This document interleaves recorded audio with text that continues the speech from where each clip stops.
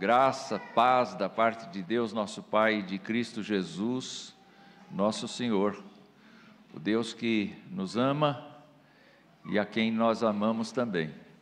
Que Deus nos fortaleça neste dia em que nós estamos juntos na casa do Senhor para bendizer o seu nome e para exaltar a obra de Jesus Cristo na cruz em nosso favor. Quero convidar todos vocês para abrirem sua Bíblia no livro de Gênesis. Nós estamos caminhando desde algum tempo neste livro, mais uma vez, e agora vamos nos atentar para o que diz o capítulo 47. Capítulo 47 de Gênesis. E eu queria, antes da leitura que fizermos, comentar com os amados irmãos que José é um homem muito crente, é um homem muito disciplinado, é um homem que aprendeu a conhecer a vontade de Deus, e ele é um antítipo de Jesus Cristo. No exercício do seu ministério, ele se portou como o Senhor Jesus Cristo mais tarde se comportaria. E José não poderia, depois daquele encontro emocionante com seu pai, registrado no capítulo 46, ele não poderia deixar a coisa no ar. E nós enxergamos no final do capítulo 46 que ele combina com a sua família o que é que deve ser feito, porque ele é um homem da corte, ele sabe como é que funciona a corte, ele sabe como é que funciona o faraó, ele tem uma vivência estreita com o faraó, e ele sabe que é necessário que os seus irmãos, a sua família, tenham um comportamento adequado, um comportamento que seja compatível com a dura missão de se instalar no Egito. Jacó está confortado pelo Senhor, porque em Betesda, ao oferecer o seu sacrifício ao Senhor, Deus confirmou: olha, sou eu que estou fazendo isto, sou eu que estou levando você para o Egito, sou eu que vou manter a sua família. E tudo isto tem a ver com uma profecia de muitos anos antes feitas, uma revelação muitos anos feita a Abraão, quando Deus disse para Abraão que a sua descendência seria estrangeira, seria peregrina na terra, numa terra que não a prometida, e ali viveria por 400 anos, e ao final das contas seria escravizada, mas seria libertada, seria trazida de volta para a terra prometida. Então Deus está atuando historicamente nas pessoas, e José é a pessoa-chave desse tempo. Vamos nos lembrar que no final das contas, Jacó vai dizer: olha, os seus 2 filhos, José, são meus agora. E Deus coloca Efraim e Manassés como as tribos de Israel, mas não coloca José. Não tem nenhuma tribo com o nome José, não é? Então, para aquele momento, Deus levantou José. E nós temos que entender que Deus tem o nosso momento. Deus tem o nosso momento. Há um momento da nossa existência em que nós somos esse canal pelo qual Deus abençoa as pessoas. Nesse tempo aqui era José. E nós vamos iniciar a leitura do capítulo 47, do 1º ao 7º versículo, 6º versículo, que diz assim: José foi e deu a notícia a Faraó: o meu pai e os meus irmãos, com os seus rebanhos, o seu gado e com tudo que tem, chegaram da terra de Canaã, e eis que estão na terra de Gósen. E levou 5 dos seus irmãos, não os 11, mas levou 5 dos seus irmãos, não sei por que ele fez isso, e os apresentou a Faraó. Então Faraó perguntou aos irmãos de José: qual é o trabalho de vocês? Eles responderam: nós, seus servos, somos pastores de rebanho, como já foram os nossos pais. Disseram mais a Faraó: viemos para morar nesta terra, porque na terra de Canaã não há pasto para o rebanho destes seus servos, pois a fome é severa. E agora pedimos que o Senhor permita que estes seus servos morem na terra de Gósen. Então Faraó disse a José: seu pai e seus irmãos vieram para junto de você, a terra do Egito está à sua disposição, faça com que seu pai e seus irmãos se estabeleçam no melhor da terra, da região da terra, que morem na terra de Gósen. Se souber que há no meio deles homens capazes, ponha-os por responsáveis pelo gado que me pertence. Se nós olharmos o último versículo do capítulo 46, nós vamos notar aqui uma observação feita: vocês poderão morar na terra de Gósen, porque todo pastor de rebanho é abominação para os egípcios. O que isso quer dizer? Não é uma profissão apreciada, não é algo admirável entre os egípcios. Os egípcios, pelo contrário, desprezam os pastores de rebanho.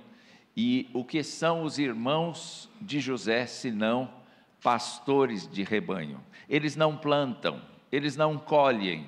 A sua função é andar com os rebanhos pelos pastos, buscar grama verde para os seus animais, e assim, com o dinheiro obtido por meio dos seus rebanhos, eles compram o cereal. Quando nós olhamos para esta família de Jacó, nós vamos encontrar Simeão, Levi, gente problemática, Judá, Rúben. Nós vamos encontrar várias disfunções dentro dessa família. Entretanto, parece que quem se salva ali é só José, não é? Talvez Jacó, o pai.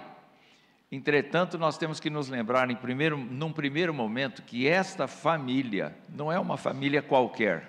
Apesar dos seus problemas pessoais e internos, é a família que tem a promessa de Deus de ser o povo do Senhor. E eu fico pensando no fato, meus irmãos, que assim como eles no passado, tendo uma vida difícil, complexa, todavia eles estavam guardados dentro de uma promessa. Dá para a gente fazer uma associação conosco hoje, que nós temos vidas problemáticas, dificuldades internas, familiares, nós temos situações complexas, nós vivemos num mundo de complexidades. Entretanto, cada crente aqui precisa ter a noção de que está guardado debaixo da promessa do Senhor. E a promessa do Senhor não é necessariamente de riqueza, não é necessariamente de prosperidade, mas é seguramente o propósito de tornar cada pessoa parecida com seu filho, por meio de provações, por meio de sofrimentos e por meio de prazeres, por meio de coisas deliciosas que podem nos acontecer. Nós temos que lembrar do fato de que quando José vai fazer a sua família comparecer perante o Faraó, ele está selecionando alguns irmãos, e a gente não sabe quais foram, não sabe se foram os que fizeram faculdade, os que não fizeram, não está analisando quem, mas eventualmente ele está colocando as pessoas que teriam competência para estar na frente do Faraó. Talvez outros não tivessem essa competência. Ele fez essa avaliação, e vocês podem ver então que de vendido pelos irmãos, agora ele seleciona os irmãos. Mas esses irmãos são selecionados exatamente com o objetivo de um ministério. Um ministério junto ao faraó. Eles têm que saber como se relacionar com o faraó. E a Bíblia nos mostra então que eles precisam ser sinceros. Eles não podem ocultar que eles fazem a coisa abominada pelo país. Eles têm que ser sinceros, eles têm que ser honestos. José já tinha dito, se Faraó perguntar o que vocês fazem, vocês vão dizer exatamente o que vocês fazem. E essa é uma lição para nós, queridos irmãos, porque alguns comentaristas dizem assim, olha, a humildade e a sinceridade são parte integrante da vida do crente. O crente não esconde a sua fé. O crente não esconde, ainda que para as pessoas, ainda que para as gentes, ser cristão seja uma coisa ultrapassada, uma coisa absolutamente fora da realidade, o crente continua professando o que crê e o que é. E os seus atos devem dizer para a sociedade inteira como ele é. E quando eu falo como ele é, naturalmente eu tenho que pensar no fato de que ele professa o nome de Jesus no cotidiano da vida dele. Ele reage como a Bíblia manda, e ele não tem vergonha desse expediente. Fico pensando ainda, queridos irmãos, dentro desta perícope, que eventualmente pode transparecer aqui que José não queria mostrar a família toda. Porque se vocês pensarem, as listas falam de 66 pessoas, falam de 70 pessoas, falam de 75 pessoas, quer dizer, em cada momento da Escritura, a gente tem uma quantidade diferente aqui de homens, incluindo Diná, só Diná, e talvez as esposas de Jacó, mas não falam das esposas dos filhos, não falam dos escravos. Então você pode imaginar um grupo um pouco maior do que 70 pessoas. Alguns chegam ao número de 200 pessoas descendo ao Egito para morar na terra de Gósen. E José tem que tratar com isso para não dar ideia a Faraó de que vem um pequeno exército tentar conquistar uma parte da terra, ou que eles vão se envolver em política, ou que eles vão ter qualquer envolvimento na posse da terra. Eles vêm como peregrinos, e José precisa ter o cuidado de dar a ideia certa diante de Faraó acerca do que eles vão fazer e de como eles vão viver lá.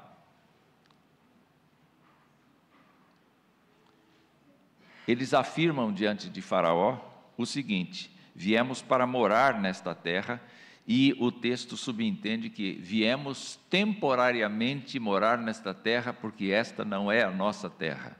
É uma situação de escassez, é uma situação de fome extrema, de miséria, não chove, não tem como plantar, não tem como colher, não tem produtividade.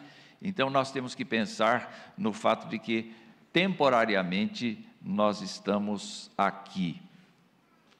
Então eu queria lembrar vocês, nesta primeira perícope, de que crentes estão guardados nas promessas de Deus, e Deus foi o responsável por levar a família toda para o Egito. Quero lembrar vocês que crentes não escondem a sua identidade. Os crentes revelam a sua identidade, apesar de muita gente achar que isto é desprezível. O fato de sermos crentes é desprezível. nós não ocultamos nossa fé, não devemos ocultar, nós devemos trabalhar e devemos nos lembrar que somos peregrinos nesta terra. Tá certo? Vamos para o segundo bloco de texto que eu quero ler, que diz assim, a partir do verso 7. José levou Jacó, seu pai, e o apresentou a Faraó. E Jacó abençoou Faraó. Na verdade, foi um cumprimento, foi uma saudação que tem traços de uma bênção monoteísta. Faraó é um politeísta e Faraó, por instituição da cultura egípcia, é um deus. Mas nós vemos o Jacó chegando e abençoando Faraó. Então Faraó perguntou a Jacó: quantos anos o senhor já tem? Jacó lhe respondeu: são 130 anos de peregrinação, foram poucos e maus os anos da minha vida, e não chegam aos anos de vida dos meus pais nos dias das suas peregrinações. Depois Jacó abençoou Faraó e saiu da sua presença. Então José estabeleceu seu pai e seus irmãos, e por aí vai. Vamos ficar nesse trechinho aqui, e vamos nos lembrar um pouquinho do que o crente faz. Se o crente não esconde a sua identidade, se o crente se sente peregrino nesta terra, se o crente sabe que os seus passos estão sendo orientados pelo Senhor Deus por conta das promessas de Deus, agora nós encontramos um crente moldado, batido. Acho que Jacó tem uma biografia assim de muito confronto, não é verdade? Muito confronto. Jacó é um cabeça dura, um enganador, que começa a sua vida assim, e que vai sendo batido e rebatido pelo Senhor, em diversas situações. Ele engana, é enganado, ele passa 20 e poucos anos da vida dele sofrendo por causa da morte do primogênito da sua mulher amada. Ele é um homem muito sofrido. Mas ele chega diante de Faraó, que não tem a idade dele. E Faraó aspira o quê? Faraó aspira a eternidade. A própria filosofia egípcia faz com que os seus reis fossem embalsamados de uma forma tão apropriada que eles perdurassem no tempo. Eles aspiravam à vida eterna e Jacó tinha mais idade do que ele. E isso chama a atenção do Faraó, o principal rei da terra naquele momento. Diz: que idade o senhor tem? E ele diz: 130, mas eu vou viver menos do que meus pais. E foram anos difíceis. Ponto final. Um comentarista que eu li diz assim: pois é, a gente quando envelhece fica tentando lembrar aos outros o que a gente fez, as glórias do nosso passado, a gente fica contando vantagem de como a gente foi, o que a gente fez, como aconteceu, a gente fica lembrando de todas essas coisas. Jacó não tinha tempo para isso e nem prazer de fazer isso. Jacó não se orgulhava da sua condição. Jacó não falou do seu passado. Jacó respondeu uma pergunta, mas o que deve ficar na nossa mente é o seguinte: não importa quem você seja, não importa quem você seja, se você é filho do Senhor dos Exércitos, se você é servo de Jesus Cristo, se você entende que Jesus Cristo morreu no seu lugar e te fez assentar nos lugares celestiais em Cristo Jesus, mediante a sua graça, por meio da fé, se você crê e confessa Jesus Cristo, não tem vergonha de dizer que Jesus Cristo é teu Senhor? Ah, querido irmão, querida irmã, ore até pelo homem maior desta terra. Abençoe o homem maior desta terra, porque ele é só maior aqui. Ele não é maior em outro lugar. Ele está investido de um poder terreno, mas eu fico pensando, talvez Jacó já estivesse bem curvado, né? Por conta do Faraó, e o faraó, na sua imponência, na sua vestimenta, com todos os seus trajes de luxo, e o mais simples, todavia, cheio da graça do Senhor, abençoa o mais poderoso. O crente deve se lembrar que é sacerdote do Deus Altíssimo na terra. O crente deve lembrar-se que ele é uma pessoa que tem uma palavra, que não é a sua palavra, é a palavra de Deus, e o Espírito Santo de Deus para nortear essa palavra. O crente deve se lembrar que a sua palavra é uma palavra que pode abençoar ao ponto de uma pessoa encontrar a salvação em Cristo Jesus. É uma pessoa que pode ter a sua palavra temperada. E a gente às vezes tem dificuldade de fazer isso. A gente erra, a gente fracassa em muitos momentos. Mas o que a gente aprende aqui é que os crentes são instrumentos de Deus para abençoar as pessoas. Os crentes são instrumentos, não importa a posição que elas ocupem. E o que chama a atenção neste tempo aqui é que a humildade de Jacó em não se gloriar diante do faraó, do seu passado, porque faraó representa o poder terreno, que é passageiro. Nós não temos que nos gloriar da nossa história, nós temos que nos gloriar de Cristo Jesus, nós temos que nos gloriar que fomos rebeldes e fomos alcançados pela graça. É isso que faz a diferença na vida de uma pessoa, é isso que faz a diferença, e os crentes são embaixadores de Deus, para trazer as lembranças da bondade de Deus, não é? Então, e eu fico pensando o seguinte, que um pouco mais adiante, depois que Jacó sai da presença de Faraó, nós temos uma lição interessante. Verso 11, então José estabeleceu seu pai e seus irmãos e lhes deu propriedades na terra do Egito, no melhor da terra, na terra de Ramessés, como o faraó havia ordenado, que é a mesma terra, a terra de Gósen.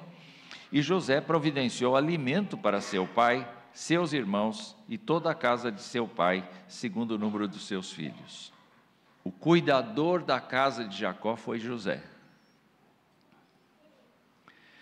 É interessante, no decorrer deste capítulo, que a gente vai verificar que o Egito foi comprado, enquanto que os irmãos de José não foram comprados. Pelo contrário, José administrou a fome na vida deles.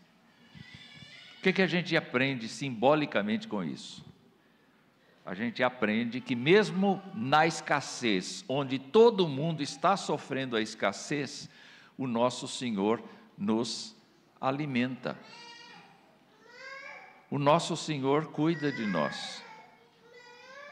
O que é que o nosso Senhor e Salvador Jesus Cristo nos ensinou? Dá-nos hoje o pão de cada dia. Depois de exaltarmos a Deus, depois de glorificarmos a Deus, depois de dependermos de Deus, depois de entregarmos nossa vida a Deus, meus irmãos, nós podemos suplicar ao Senhor que nos sustente. E Ele vai enviar um José. Ele vai enviar um José. Ele tira o José naquele momento da sua existência, prepara este homem, e ao final das contas, é ele a peça-chave para sustento da família. Deus está trabalhando, e Deus está conduzindo, no sentido de que cada um de nós seja sustentado no meio da aflição, no meio da dificuldade. Então, nós aprendemos nesta situação que, ainda que no meio da fome da terra, nós devemos nos concentrar em buscar o reino de Deus. E o que comer, o que beber, o que vestir, Deus vai nos dar.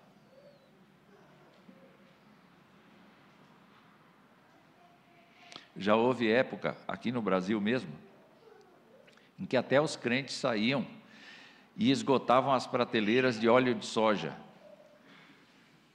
Não sei se lembram disso, alguns devem se lembrar. porque faltava óleo. E o povo ia, e quando via um supermercado com uns 3, 4, 5, 10, botava cada membro da família para pegar 1 litro. Até criança comprava óleo. Isso eu nunca vi. Mãe, eu quero doce. Você vai comprar óleo.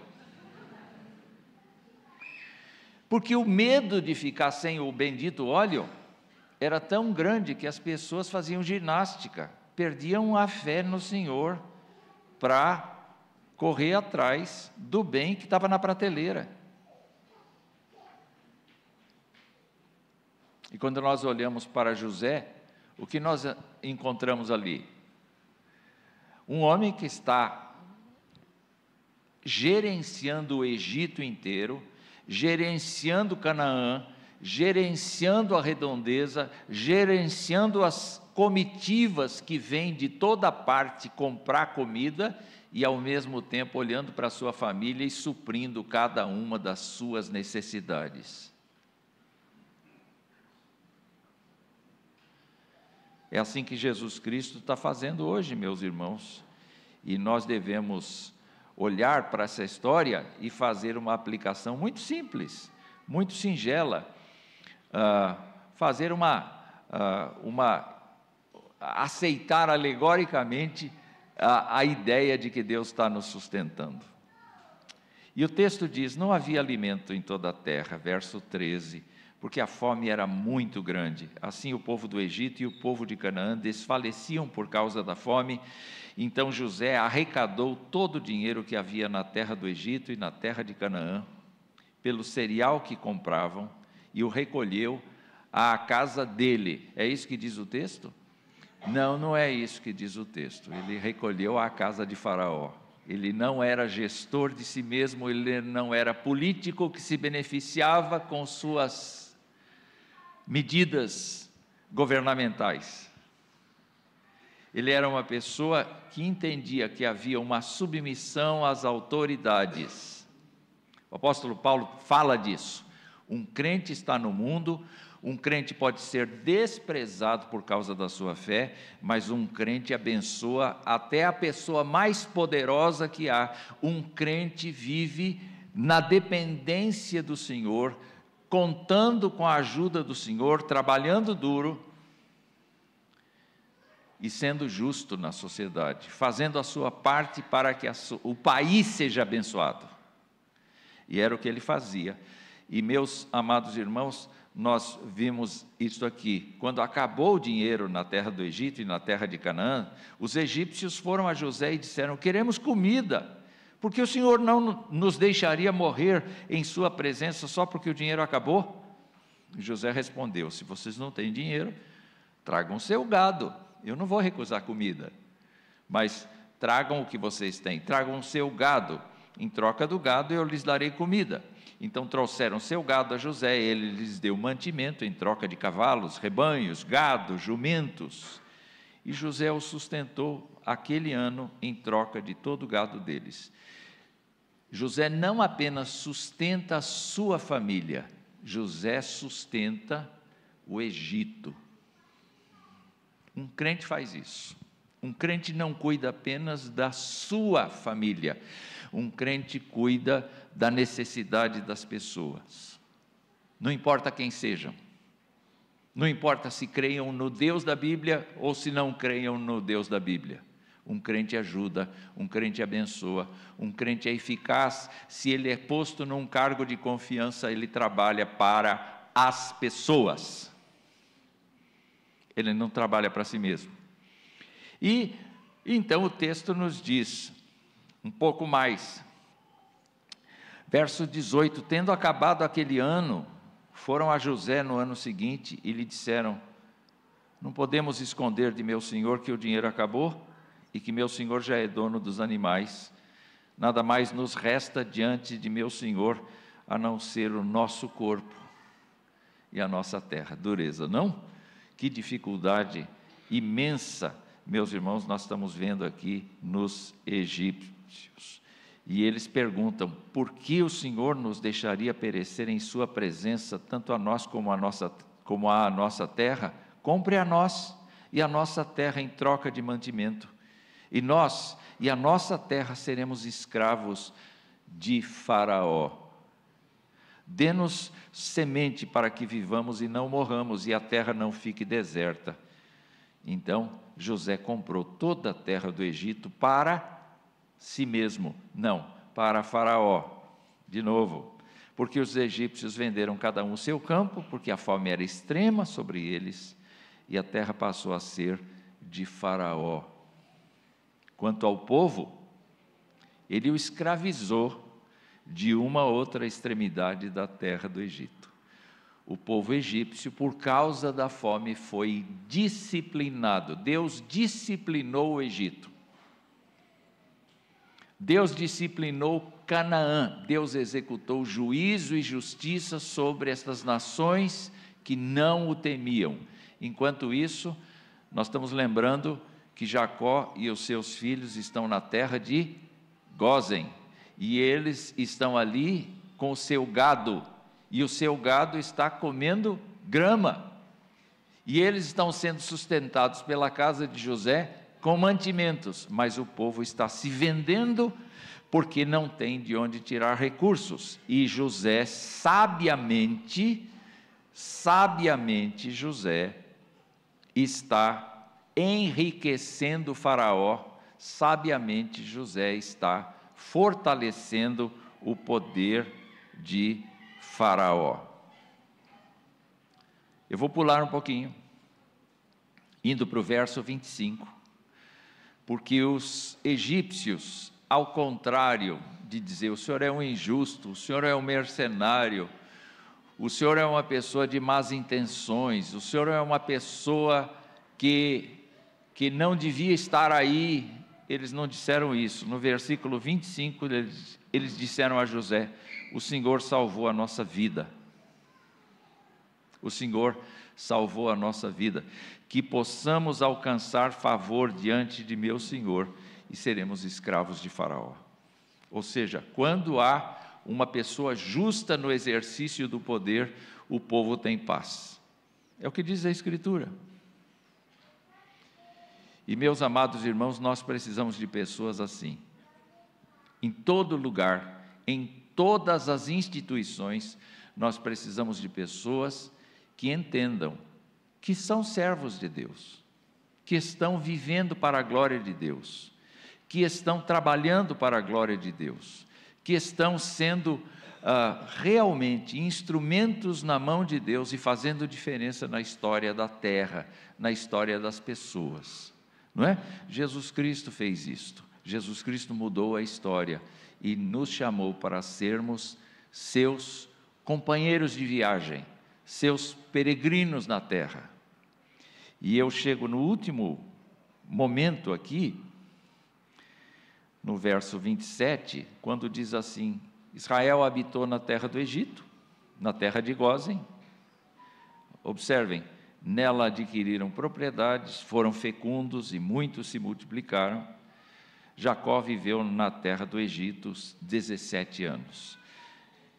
A fome durou mais 5 anos, mas José conduziu a sua família de tal modo que Jacó ficou lá 17 anos até falecer.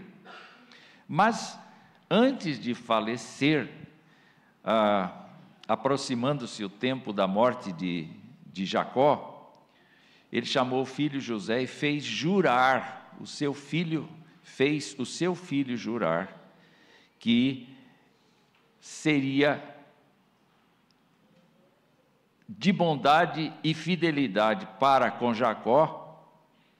Isso aqui, peço que você não me sepulte no Egito, eu não quero ficar aqui, ainda que aqui seja uma terra muito boa, ainda que aqui haja, sem dúvida alguma, abundância, ainda que aqui nós estejamos numa região da terra muito privilegiada, ainda que a gente tenha José para nos defender junto do faraó, ainda que nós tenhamos muitos privilégios aqui, e a nossa família cresceu muito, ele assistiu muito neto nascendo, muito bisneto nascendo nesses 17 anos, muita gente aumentando a família.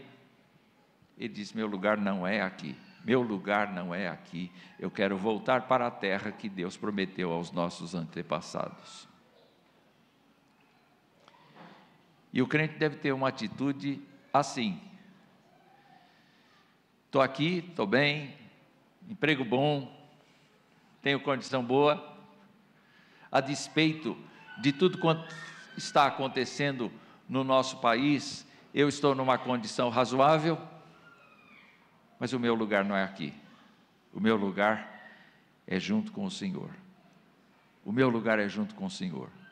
Um crente deve saber e ter domínio próprio, no sentido de não guardar esperanças para este lugar. Esse lugar não vai melhorar, gente, esse lugar só vai piorar, porque é esta a profecia da palavra de Deus. Mas aí que está, para que Jesus demonstre todo o seu poder, toda a sua glória, toda a sua majestade, o mundo vai se insurgir contra ele, só que ele vai ser vencedor. Eu acho interessante como a Bíblia descreve a vitória de Jesus sobre Satanás. É com o sopro da boca. É com o sopro da boca.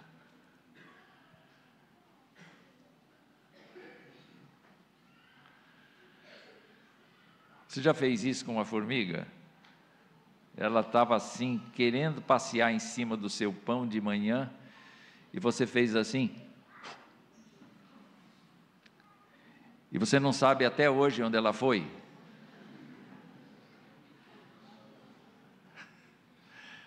É assim que o Senhor Jesus Cristo vai lutar contra toda a prepotência humana.